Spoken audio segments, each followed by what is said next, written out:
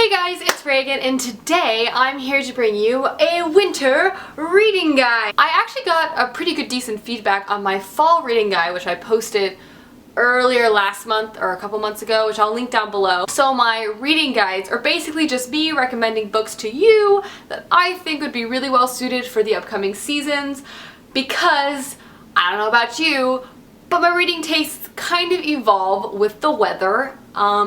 And so, yes, so let's get started. I tried to pick out a variety of books to kind of cater to every kind of nook and cranny of what I personally like to read, and just books that I think would be really well suited for the wintertime. So I think there's kind of a little bit in this video for kind of for everyone, for all the readers out there, looking out for you. So the very first book on the list is a young adult paranormal book that is a great, quick, angsty read to read by the fire, and that is Unspoken by Sarah Reese Brennan. This definitely has a cold climate. It's set in England, and in fact, people are cold generally all the time. This book follows our main character, Cammy, and for as long as she can remember, she has had like an imaginary friend or voice in her head that she's been able to like tell all of her problems to, but then, spoiler alert, one day turns out imaginary friend, real person, they run into each other and things get weird real fast, because when you kind of tell everyone all your secrets, vice versa, it's kind of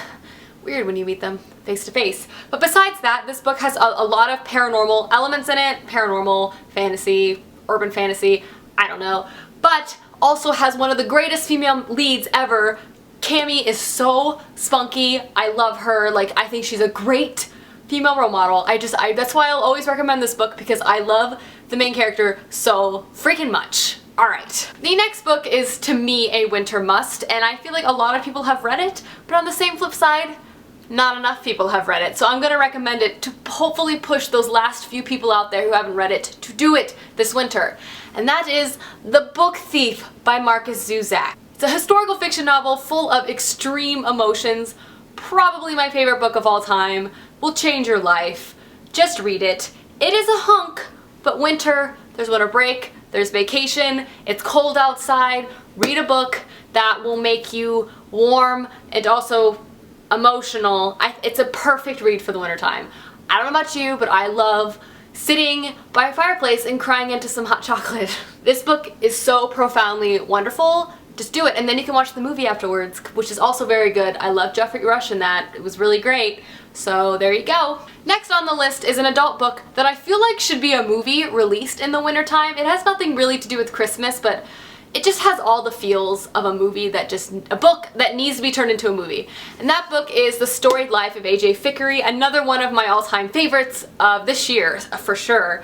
This is a wonderful, wonderful tale. It follows a man who's kind of down on life, recently lost his wife, his very expensive manuscript was just stolen out of his bookstore. That's right, he owns a bookstore.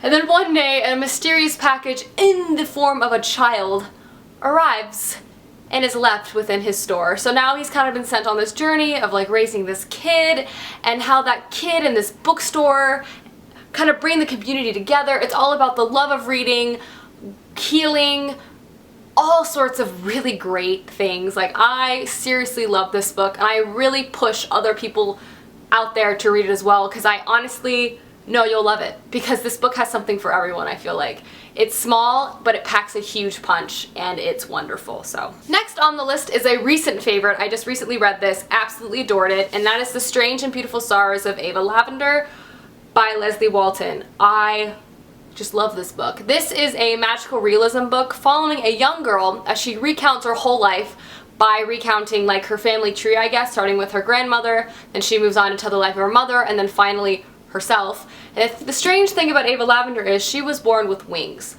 Be that real wings, fake wings, you don't really know, because there's a lot of, like I said, magical realism in this book, but it's so beautifully written, and the tale just like grows inside of you. Like, I loved this story so much. It hit me so much harder than I was expecting it to, and I just took so much more from it than I was expecting, and it's just a really beautiful book, and I feel like should be read by all the people. So it's really fantastic.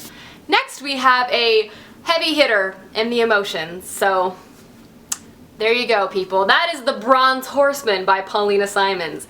That's right, an epic historical fiction romance set during World War II in Russia. Oh boy, if you're looking for an emotional roller coaster and lots of heartache, but also happiness sometimes, pick this up. It is a page turner. It is exhausting emotionally, but it is really well done. I am not a huge romance person. I normally find it tedious and I get bored of it. However, perhaps it was the setting, perhaps it was the writing, but there's just something very great about this book. It really sucked me in and I was very invested, and in fact this winter I plan on completing this trilogy, so there you go. And last book I have to recommend to you guys, because how can I not, is a fantasy book, and that is Falling Kingdoms by Morgan Rhodes. Wintertime to me screams fantasy. It screams high fantasy. I just love it. And this is a really great introduction high fantasy book for people who are like reading young adult, maybe urban fantasy, but are kind of scared to get into that like high fantasy, because this is kind of a young adult version of, I would say, Game of Thrones. It is extremely political and follows 4 different perspectives, but it's very easy to follow and the character dynamics are really unique and extremely interesting. It's very hard to give a plot synopsis without kind of ruining it, because there are 4 perspectives and these 4 perspectives kind of tie together, or not necessarily tie together, but they eventually meet up and then the story's kind of laid out from there. But I am extremely impressed with this series. I've read the first 2, the 3rd one comes out in December, so guess what I'll be doing this December, and I honestly feel like it's a great place to start if you haven't read a lot of fantasy. Alrighty guys, that is my winter reading guide.